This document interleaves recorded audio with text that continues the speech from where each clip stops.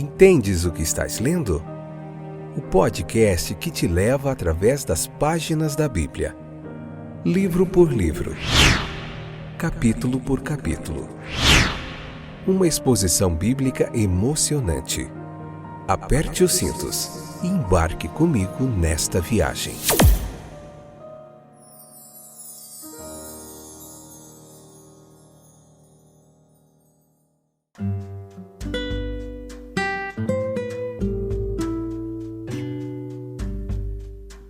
Olá, eu sou o Fábio, estou de volta para a gente continuar em nossa jornada firme e constante através das páginas da Bíblia Sagrada. Tem sido uma caminhada muito edificante, renovadora, poderosa da Palavra de Deus sobre as nossas vidas. Ela tem exercido uma influência em nossos pensamentos, atitudes, palavras, em tudo que somos, em tudo que fazemos. Atos capítulo 23, parte 1, episódio de número 867, 10ª temporada, é onde a gente vai meditar hoje. Nessa 10ª temporada nós estamos vendo o livro de Atos dos Apóstolos, capítulo por capítulo. Tem muitos outros livros da Bíblia aí para você, os Evangelhos, Mateus, Marcos, Lucas e João. Atos dos Apóstolos também, é o que nós estamos fazendo agora. E temos todos os 5 livros do Pentateuco, Gênesis, Êxodo, Levítico, Números e Deuteronômio, a Torá hebraica, né?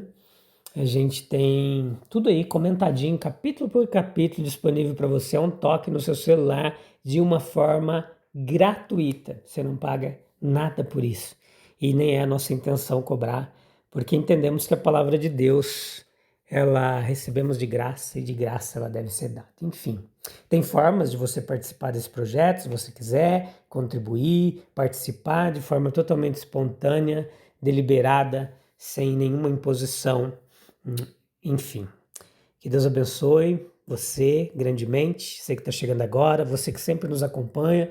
Nós estamos chegando próximo ao final de mais um ano, e pretendemos no ano que vem a gente completa em maio, dia 2 de maio, 5 anos que a gente está aqui fazendo esse trabalho pela misericórdia de Deus.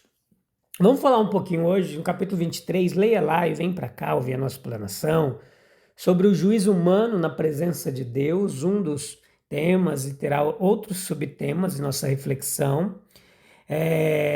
A lei do homem, ela se baseia na lei de Deus, o Pentateuco foi inspiração para todas as leis, veja, que nós temos hoje no mundo ocidental. A lei do homem, ela se baseia na lei de Deus, não só ocidental, mas de muitos outros lugares, tá? Nos seus objetivos e na sua execução. A bênção de ter um sistema de justiça fielmente mantido e administrado com retidão, que apesar de todas as fraquezas humanas, pode ser preservado.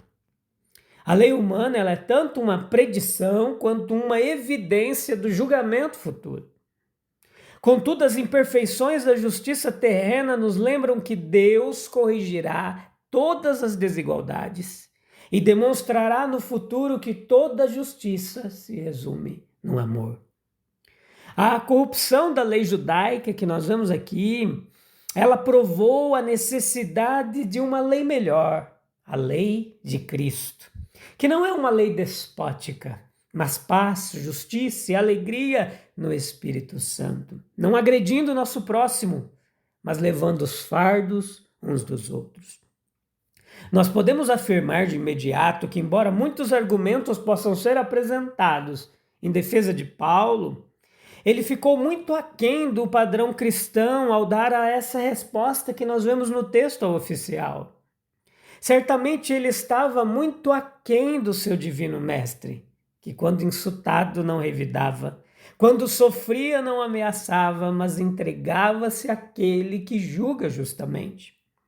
Uma explicação provável para essa falha de Paulo em reconhecer o sumo sacerdote é dado por um comentarista que diz que logo após a realização do primeiro concílio em Jerusalém, Ananias, filho de Zebedeu, ele foi destituído do cargo de sumo sacerdote por certos atos de violência e enviado a Roma, de onde foi posteriormente libertado e retornou a Jerusalém.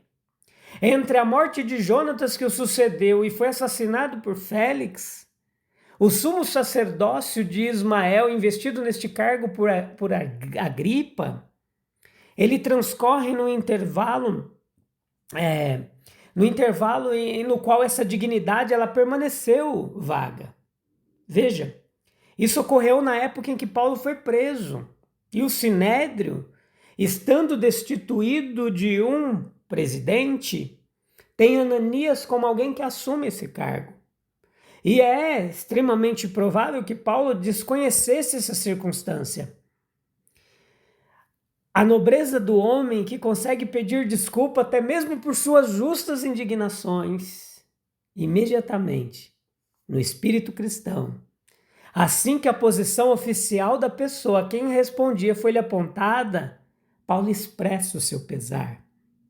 Alguns, de fato, pensaram que ele queria dizer que uma conduta como a de Ananias tornava impossível considerá-lo o sumo sacerdote. Mas veja, dentre algumas coisas que a gente compreende aqui, é que é mais simples ler em suas palavras um certo grau de submissão aos seus sentimentos sensíveis, intensos. Homens impulsivos costumam ser rápidos em reconhecer suas falhas e em dissipar quaisquer impressões negativas que sua conduta ou linguagem possam ter produzido.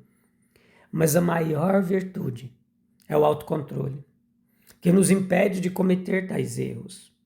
Mas a próxima virtude é uma disposição alegre e humilde para reparar o dano causado quando nossos erros ou nossa linguagem precipitada feriram alguém. Assim como existe uma justiça que excede a justiça dos escribas e fariseus, também existe uma justiça que excede as máximas mundanas e as regras morais que guiam os homens comuns.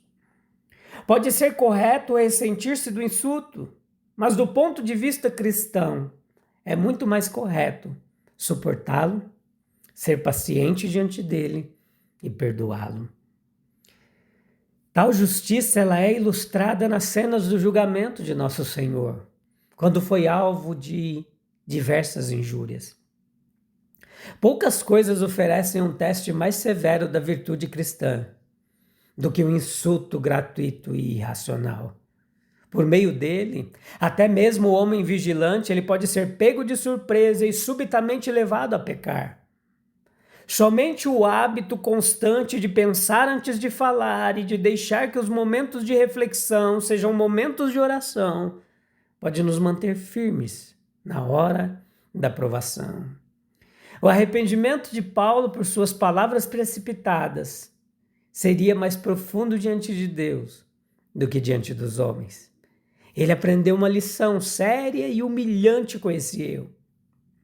Impressiona a frequência com que erramos e desonramos nossa fé cristã pelo tom e temperamento com que respondemos aos outros. O versículo 6 desse capítulo 23 nos chama muita atenção sobre a esperança dos vivos e a ressurreição dos mortos. A esperança e a ressurreição dos mortos. O capítulo em que essas palavras se encontram oferece uma ilustração impressionante da força irresistível da providência, ou da providência e dos atos diretos do Espírito em cooperação. O dia era sombrio para Paulo e não parecia haver qualquer vislumbre de esperança, de justiça para ele, por parte do conselho perante o qual comparecia.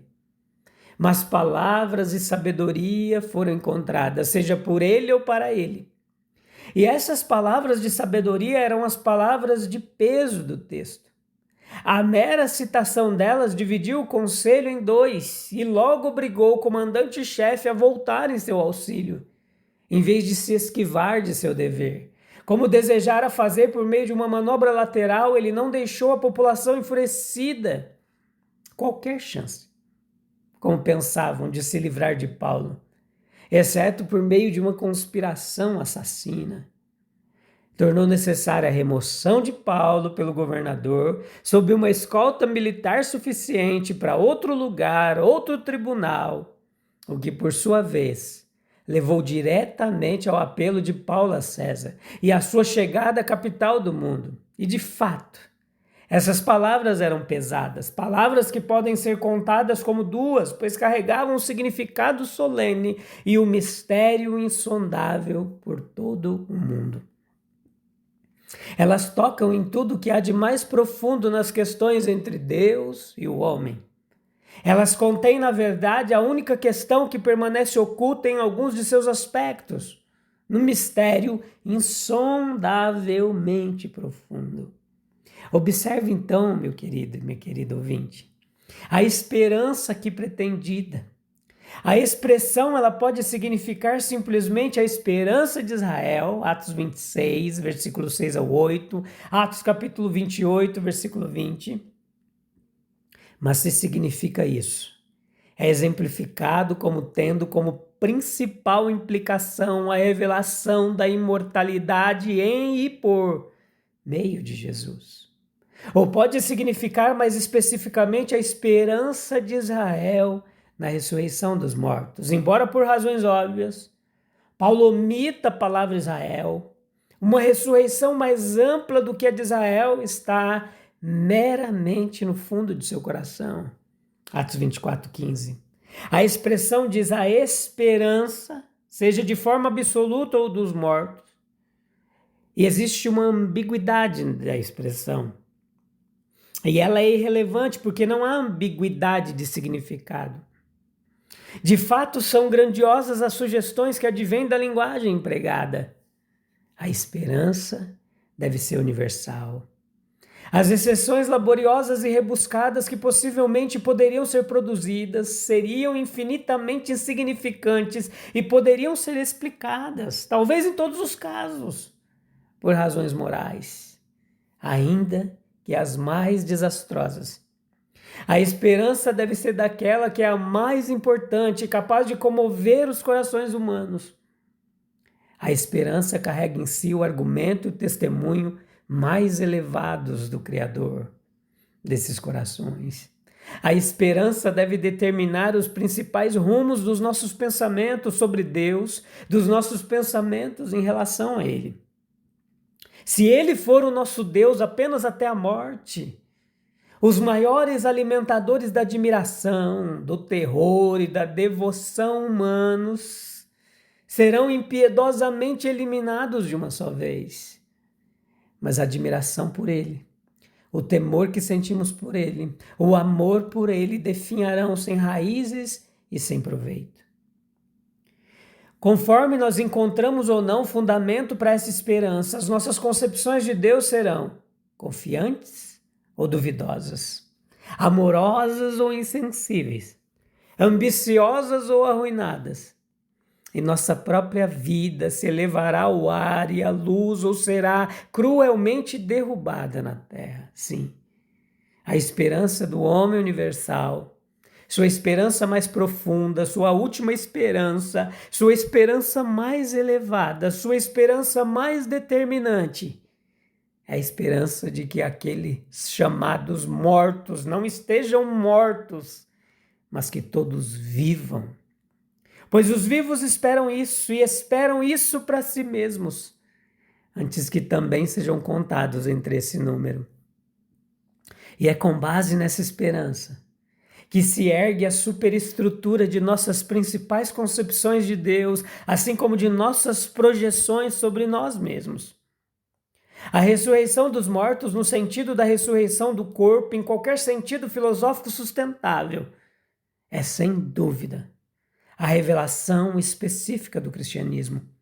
A revelação cristã da ressurreição do corpo ela é válida para orientar o pensamento humano quanto ao método de transição da mortalidade para a imortalidade. Quaisquer que sejam os fatos relativos ao estado desencarnado intermediário, a ressurreição do corpo ela fixa suficientemente para nós a forma da vida imortal e da definição, a nossa concepção dela. Esse método revelado, ele garante evidentemente a manutenção da individualidade na vida imortal.